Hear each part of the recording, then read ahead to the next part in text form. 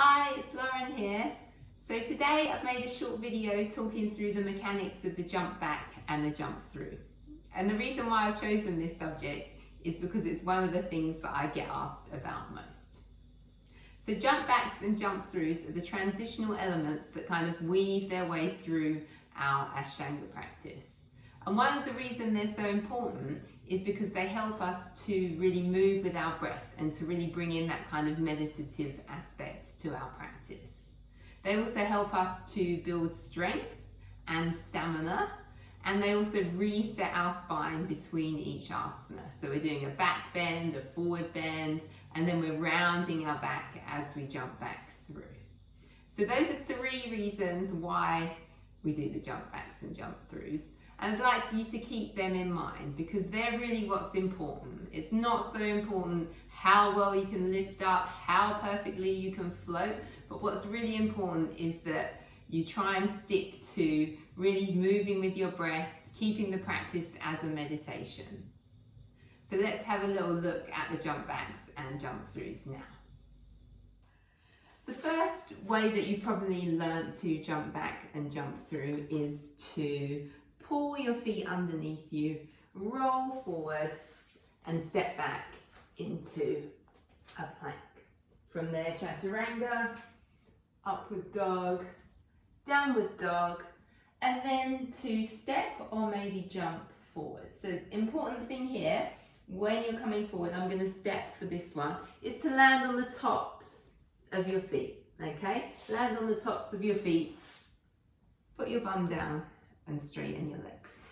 The problem or a mistake that people often make is when they're jumping or stepping, they step like this. Okay, so if you step like that, it becomes very hard to shuffle your feet through. You need to step onto the top of the feet and then bring them through. Okay, so that's one way of doing it. Another way of doing it, if we'd like to work a bit more on building some strength, is to cross your feet into your chest. So remember, I don't want to say it's an aim, but one of the things that we might be working on is to keep our hands in the same place as we jump back and jump through. Okay, so first of all, to work on building strength, we want to think about bringing our knees into our chest as close as we can, and then pointing the feet back in towards our body. So if you think about trying to make yourself as small as you can, this is actually the movement that you need to make so that you can fit your body through your arms. So if your legs are all the way out here, then when you take your hands to the floor and lift up, you're not going to have enough space to get through. Okay, so one way to just start to think about building that strength is to hold your knees into your chest, point your toes back, take your hands down to the floor, inhale, lift up, exhale, come down. Okay, so you can do that also when you're doing Navasana. Lift up, come down. Great, so from there, tucking the feet under and then move through chaturanga, inhale, upward dog, exhale to downward dog. And here again, still stepping, we have another option for building strength. Okay, so remember when we're coming through, we want to be able to keep our thighs as close to our body as we can. Okay, so this option for stepping through, bring your knee into your chest, bring your shoulders forward, and then place the top of your foot. Same thing on the other side, keeping the knees high, top of your foot, and then you want to try and see if you can wiggle your feet through.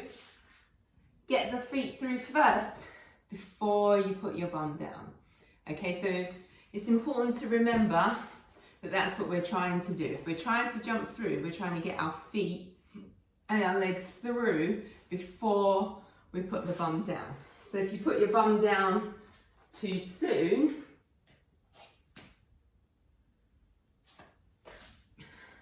then you've lifted your feet off the floor. Okay, so I'll just run through that again. Number one, knees into the chest. So you're trying to make yourself as small as you can. Pull your knees in, tuck your feet back. Take your hands down to the floor. So hands just in front of your hips, not in front of your feet, not too far back. Okay, keep your head up, pull your knees into your chest, inhale up, exhale, come down. From there, tuck your feet under, exhale, chaturanga, inhale, upward dog, exhale, downward dog, and then we'll try that stepping through again. So, knee high into your chest, round your back, look forward to where you want to go, and try and get your toe as far forward as you can. Bring the other one forward. Remember, knees staying high into your chest. Wiggle your feet through and sit down. Oh, that was hard. Okay, so that's two options that you can try. So now we're going to have a go at a third option. So remember, the key things to think about: making yourself as small as possible, keeping your head up, okay? And really grounding into your hands.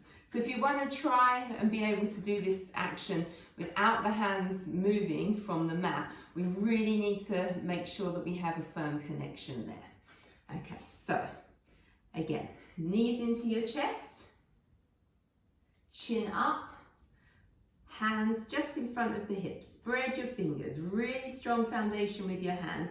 This time we're going to lift up, pitch forward, and then see if you can wiggle your feet back. Back to chaturanga. Inhale, upward dog. Exhale, downward dog. Okay, and then for the jump through, this time instead of stepping the feet, we're going to see if we can jump. Remember, we're landing on the tops of the feet, so you're going to come onto your tiptoes, shift your hips back, look ahead of your mat, and then on your inhale, jump, and then wiggle through the last bit.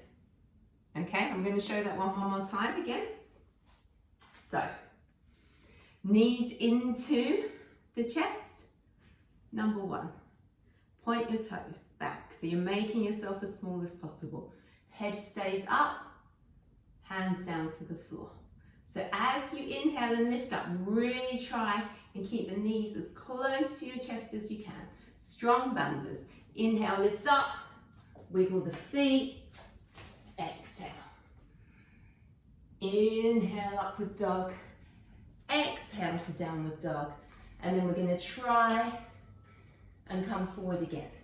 So coming onto your tiptoes, shift your hips back, look forward, and we're going to jump, landing on the tops of your feet, and then try and wiggle your feet through and bring your hands down. Okay, so final version that we're going to try.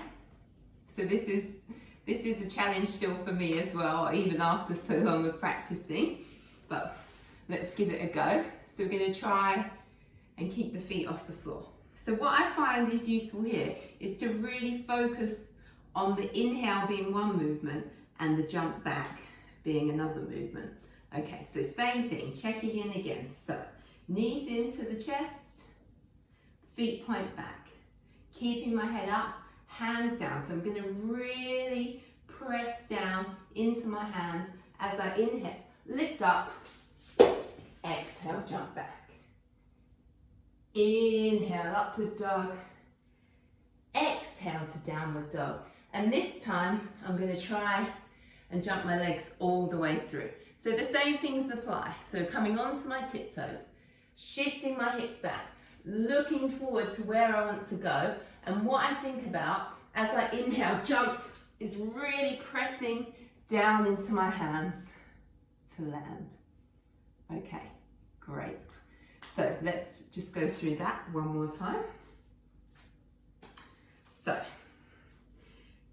knees in, making myself as small as possible, keeping my chin up, and you might have noticed that one of my feet kind of stopped on the floor as I was going back. So something I do to try and counter that is that I really try and pull the right foot, or whichever foot you've got on the top, back as far as I can.